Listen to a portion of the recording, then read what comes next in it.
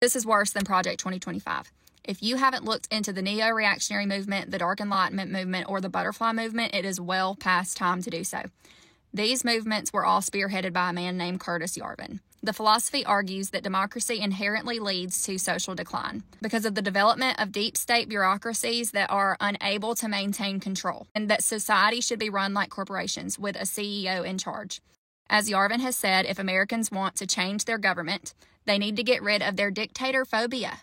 One way of dealing with that is to hire 2 executives and make sure that they work together and that there really is no other solution. His words. Yarvin's ideas have become popular with Silicon Valley power brokers, and some whistleblowers recently came out against Peter Thiel, J.D. Vance, and Elon Musk, claiming that they follow these ideals and see the government as something to be overhauled for their specific gain. J.D. Vance, the vice president, is a longtime Curtis Yarvin admirer. Peter Thiel, who is Musk's closest friend in the tech world, has been bankrolling these ideas for years. And now, Musk has turned his full attention to restructuring the U.S. government itself, under the guise of Doge. Elon Musk, step by step, is executing a version of Yarvin's butterfly revolution, his outline for seizing control of government infrastructure without ever staging an actual coup, at least not like how we know it to be. His stance is, why struggle with the inefficiencies of a slow-moving bureaucracy when you could just simply replace it with a streamlined rule by a single executive or CEO. Doge is an experiment in government capture.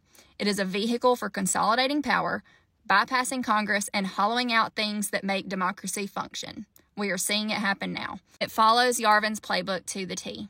It is treating the government as an outdated operating system and is replacing accountability with hierarchy and prioritizing absolute loyalty over the law. Yarvin wanted a world where a CEO could run the country like it was a company that benefited the rich and the ultra-wealthy. And Elon Musk is helping to make that a reality. This is so much worse than Project 2025 ever could have been. And it's happening so fast that no one seems to know how to fight back against what is a coup of the U.S. government under the guise of draining the swamp and showcasing corruption.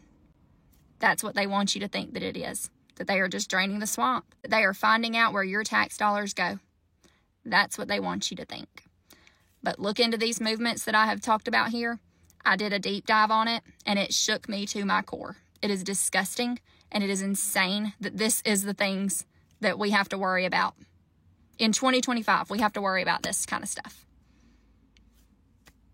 I mean, and Elon Musk's granddad, he did something very similar, or wanted to do something very similar in Canada, until he was stopped by the government, and they put him on a watch list. And then he moved to South Africa to benefit from the apartheid that was happening down there. Apple doesn't fall far from the tree, you guys. Open your eyes. It's so much bigger than I could have imagined. It's so much bigger than anybody could have imagined. We all thought that Project 2025 was what we really had to worry about. But there's not going to even be democracy as we know it if this continues the way that it is going. If we continue down the path that we are moving down, there won't even be democracy anymore. It will be like a corporation. That's what they want. J.D. Vance quotes Yarvin in speeches. I've seen it for myself. It is real. J.D. Vance randomly shows up on the scene.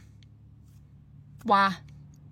Where did he come from? He hated Trump at one point, and now he's the vice president. Use your brain. It's bigger than any of them. It's a movement. It's bigger than all of them combined. They are just doing it for themselves.